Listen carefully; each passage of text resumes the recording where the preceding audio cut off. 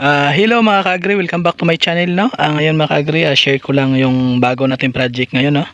Yung ito, yung gagawin nating kangkungan mga ka-agri, no? Ito, tataniman ko ngayon ng kangkong, no? Dahil isa din to sa alternative na pagkain ng ating mga itik, no? Yan.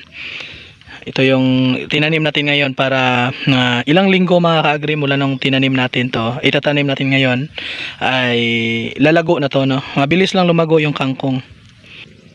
Yan. Bali ito mga ka-agri yung inararo natin to nung nakaraan, no? Yan. Dito kasi sa probinsya mga ka-agri, gagawa tayo ng paraan na mga alternative na pagkain ng mga ating mga alaga, no? Lalong lalo na sa ating alagang itik, no?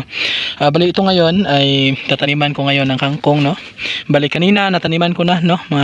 Halos 1/4 ng 1/4 ng area natin, no? Kasi yung area natin mga ka-agri, estimated na more or less na mga 150 square meter guro, no? Ganun lang, maliit lang, pero malaking tulong na to mga ka-agri, lalo na sa ating alagang itik, no? Mga baboy or pato, no? Yan, share pakita ko sa inyo. Yan, napansin nyo mga ka-agri, ito tapos na, no? Yan. Bali ito pala yung itatanim natin mga ka-agri, yung kangkong, no, na pinutol-putol lang natin, no? Plano ko kasi ko talaga mga ka-agri, para makatipid talaga, kasi yung itik mga ka-agri 2 linggo pa lang doon sa akin, pero ang lakas nila kumain ng feeds, no? Halos nakaubos na ako ng 5 sako, no? Kaya hahanap tayo ng mga alternative, no? Yun, ipipeeds muna natin yun ng mga ilang linggo pa. Ipopure muna natin or sagula natin ng mga corn grits, no? Para makatipid-tipid tayo ngayon dahil sobrang mahal ng feeds ngayon, no? Ito, siguro mga ka-agri, 2 buwan yung itik natin, mag-1 buwan tong kangkong na to.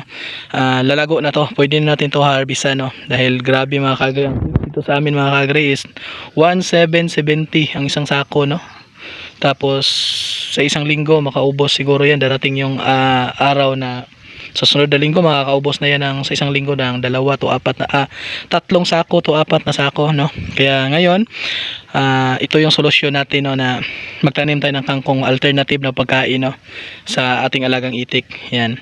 Maliban dyan mga ka-agri, maliban tong kangkong na to, medyo malaki-laki din to. Yan. Taniman natin to lahat. At maliban doon mga ka-agri, yung mga saging natin, yan, ipapakain din natin yan sa ating alagang itik, no? Yung saging, Madre de Agua, no? Itatanim din natin, iano din natin yan, ipapakain natin yan, no?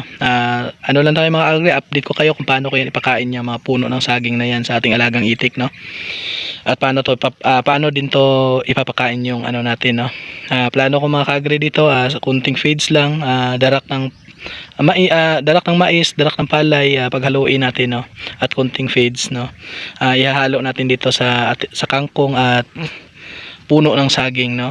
Siguro to mga ka-agri, mga ilang linggo mo lang ngayon yung saging na yan, ubos yan sa pakain natin sa ating alagang itik, no?